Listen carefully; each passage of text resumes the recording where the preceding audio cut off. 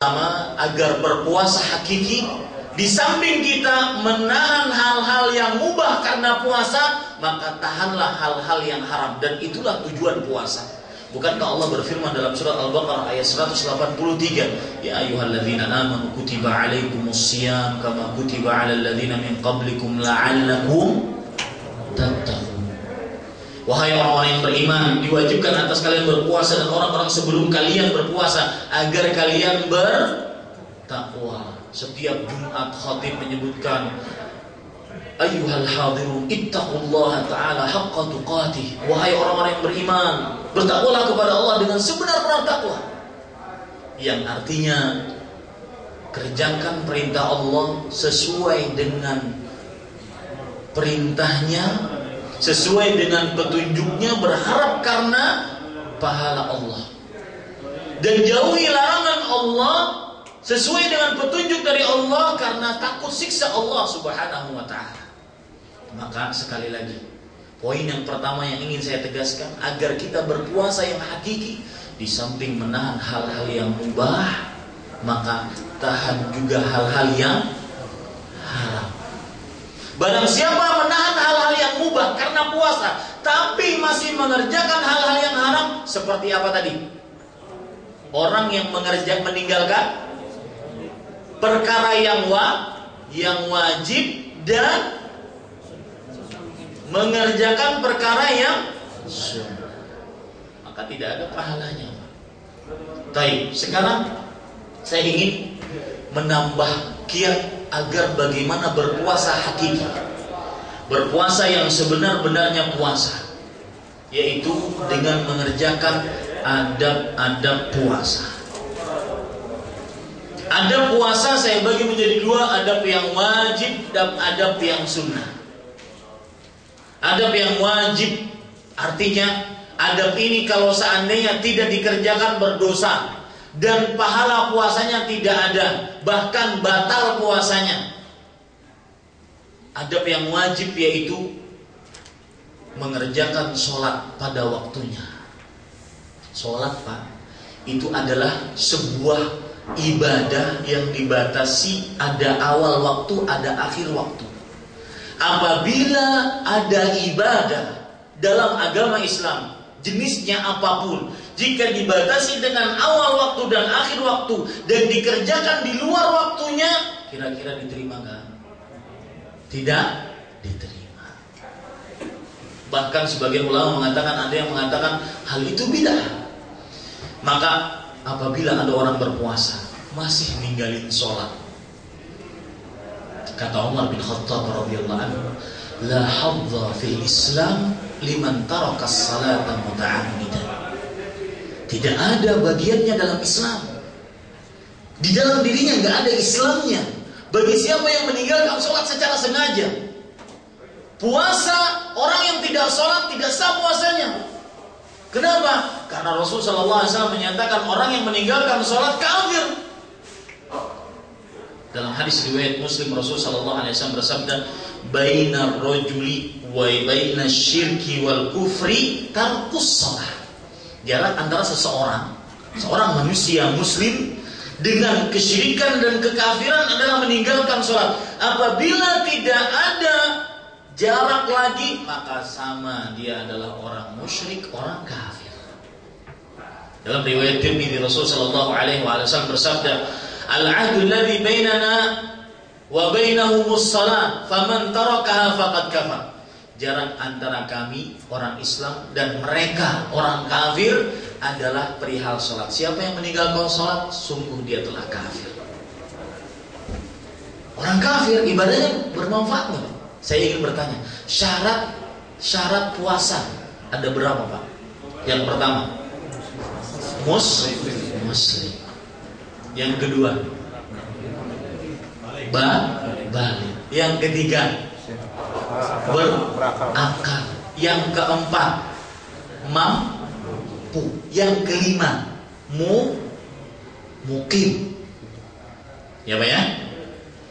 Syarat Islam ini adalah syarat sah dan syarat wajib. Artinya, seorang muslim apabila mengerjakan puasa maka sah puasanya. Kebalikan muslim kafir. Seorang kafir apabila mengerjakan puasa tidak sah puasanya. Dan syarat wajib maksudnya seorang muslim diwajibkan untuk berpuasa. Apabila tidak berpuasa berdosa besar. Seorang kafir apabila dia kafir maka tidak diwajibkan untuk berpuasa, tapi nanti di akhirat akan ditanya kenapa kamu nggak puasa. Jadi siksanya akan berlipat-lipat. Nah, orang yang meninggalkan sholat Pak keluar dari Islam. Maka tidak ada manfaatnya puasa, menahan lapar, haus, bersetubuh dengan istri dia tahan juga, tapi nggak sholat, nggak ada manfaatnya. Ini agar kiat kita bisa berpuasa yang hakiki. Maka sekali lagi saya katakan, aib orang puasa sholatnya telat.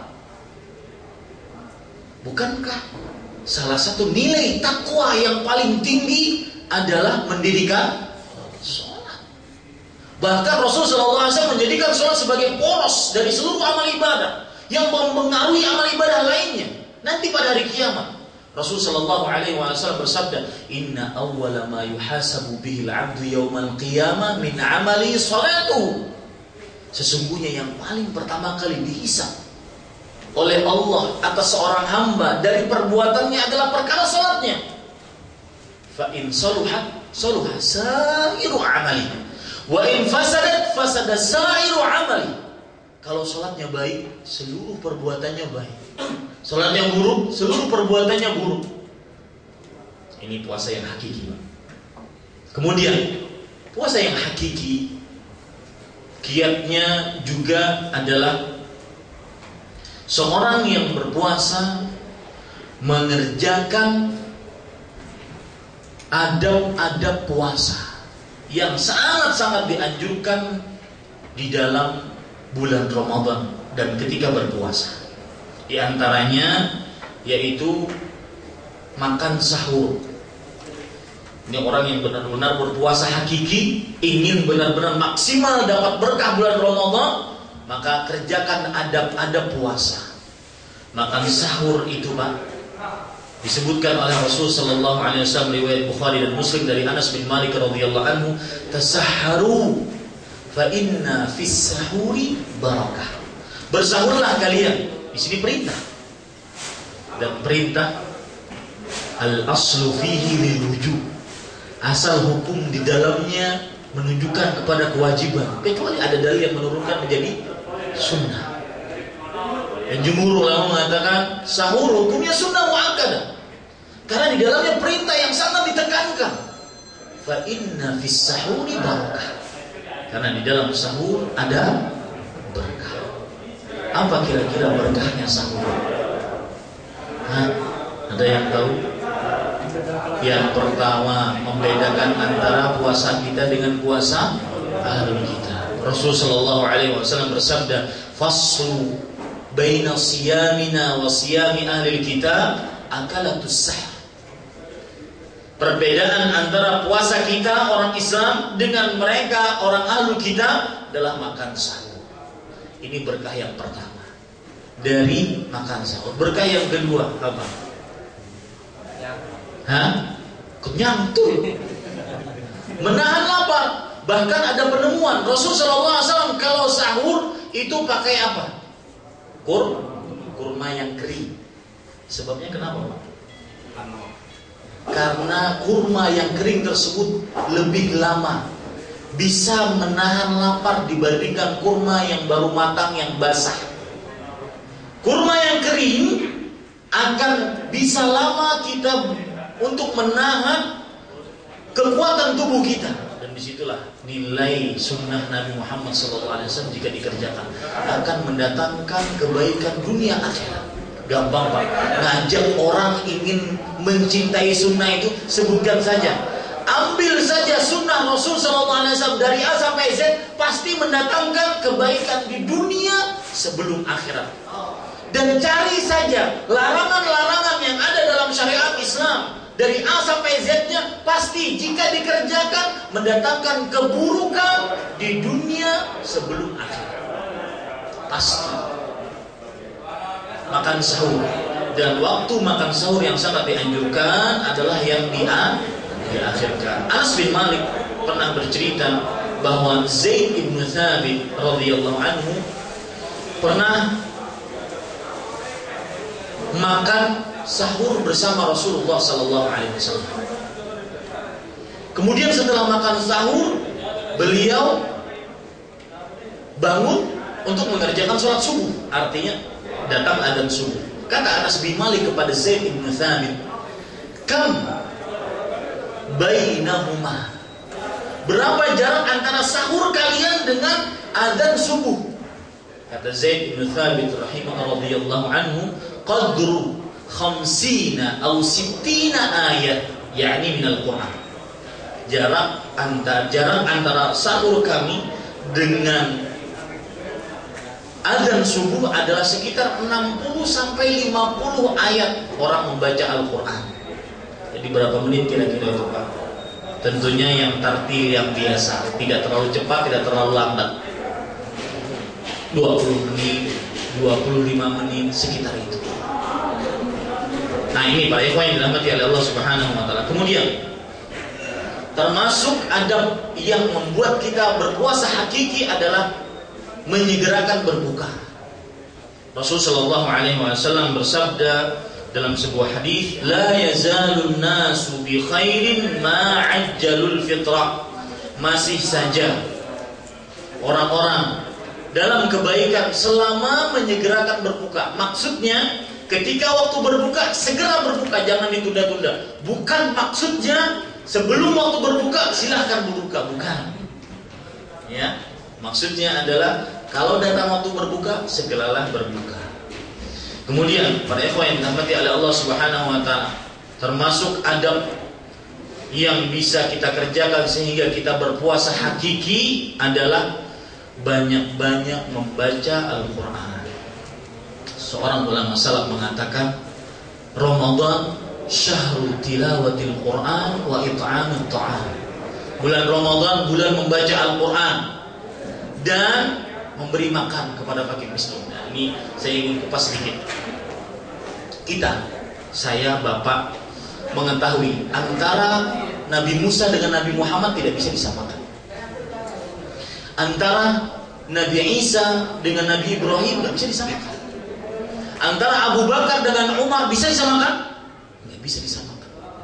Antara saya dengan Bapak tidak bisa disamakan. Dalam artian semua mempunyai kapasitas masing-masing, kelebihan masing-masing. Coba gunakan kelebihan itu dalam bulan Ramadan. Anda yang diluaskan rezekinya, berseni Anda di dalam bersedekah. Cari itu janda-janda yang tidak ada membiayai. Bu, tenang, ada saya. Bulan Ramadan saya biayai ibu-ibu sekalian. Anda kalau dalam bulan Ramadan yang diluaskan rezekinya, sekali lagi berseni dalam bersedekah. Cari orang-orang yang dimasukkan penjara karena utang dan bukan karena kesalahan dia, bayarkan utangnya. Pahala besar. Semakin sulit yang kita bantu, semakin besar pahalanya. Rasul sallallahu alaihi wasallam bersabda, khairun nas anfa'uhum linnas.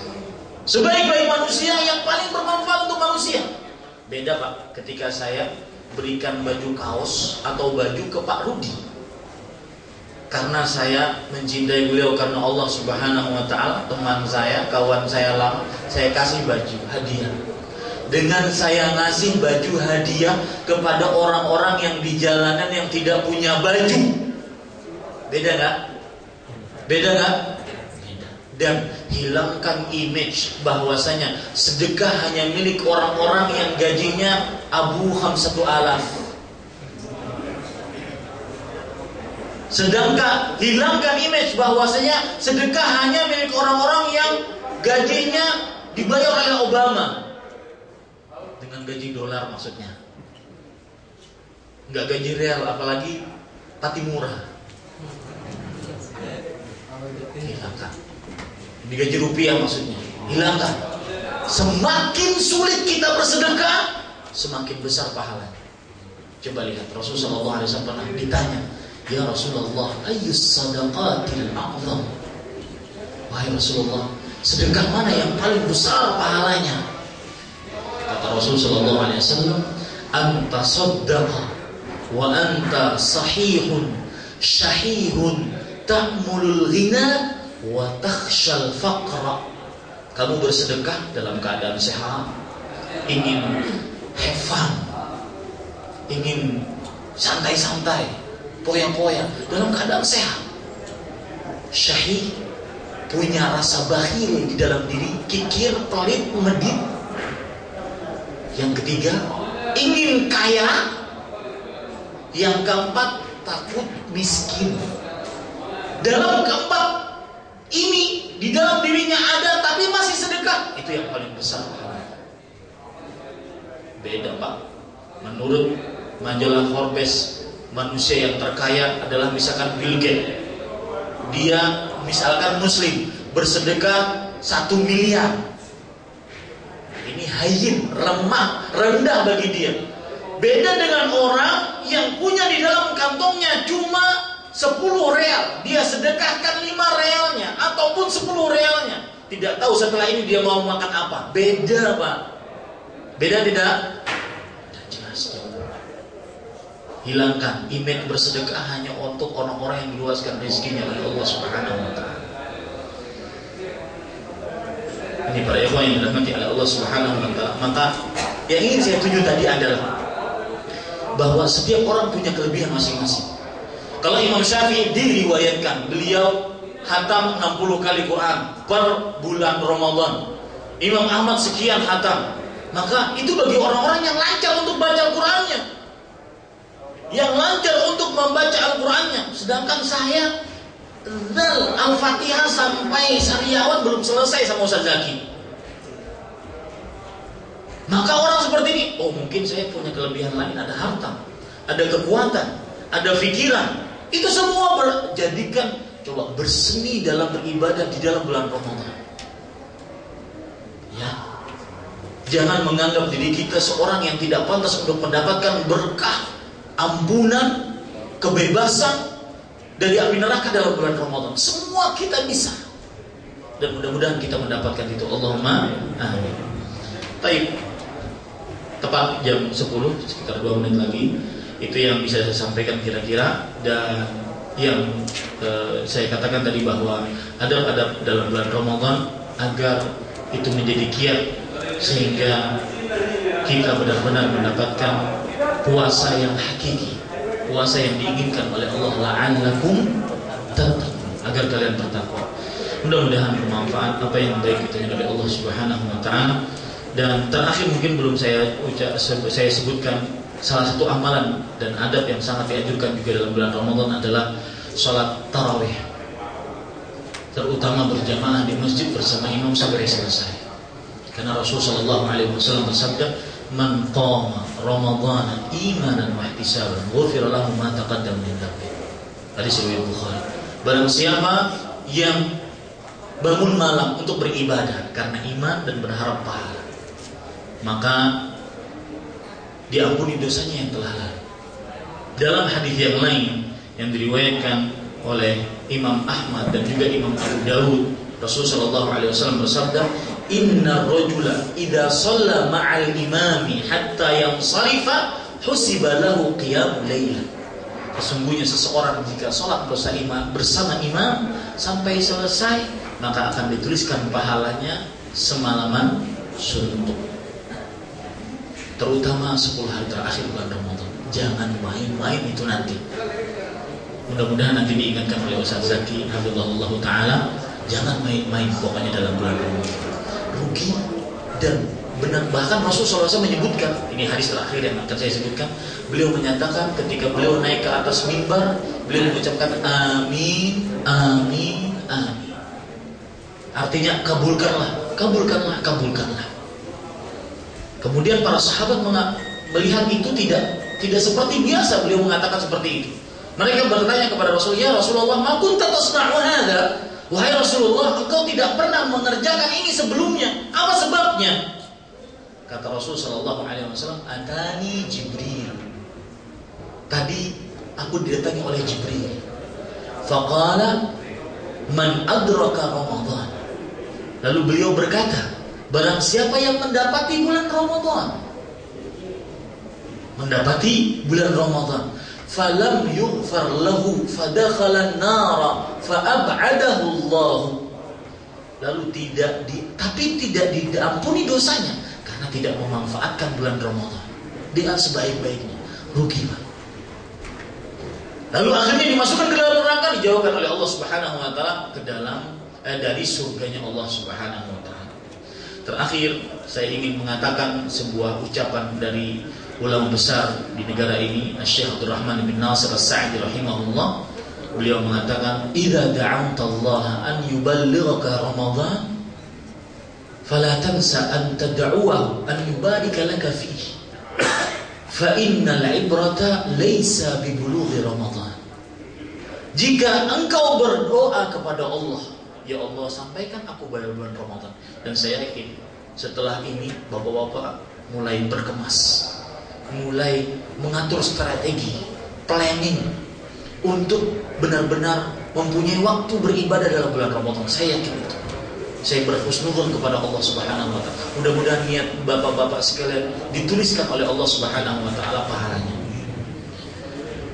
Kalau Anda berdoa kepada Allah agar sampai ke dalam bulan Ramadan, kata beliau, maka jangan lupa untuk berdoa kepada Allah agar di dalam bulan Ramadan diberikan petunjuk beribadah di dalamnya. Karena yang menjadi ukuran bukan sampainya dalam bulan Ramadan, tapi yang menjadi ukuran adalah ibadahnya dalam bulan Ramadan. Banyak orang yang sampai dalam bulan Ramadan tapi masih maksiat. Banyak orang yang sampai dalam bulan Ramadan bahkan tidak puasa tanpa ada alasan syar'i. Mudah-mudahan bermanfaat. Apa yang baik dari Allah Subhanahu wa taala, apa yang buruk itu dari saya pribadi dan syaitan. Saya mohon ampun kepada Allah Subhanahu wa taala dan mohon maaf kepada bapak saudara-saudara sekalian. Semoga menjadi ilmu yang bermanfaat, yang lebih mendekatkan diri kepada Allah Subhanahu wa taala, karena itulah tanda ilmu yang bermanfaat. Saya cukupkan. Wassalamualaikum warahmatullahi alamin. Wassalamualaikum warahmatullahi wabarakatuh.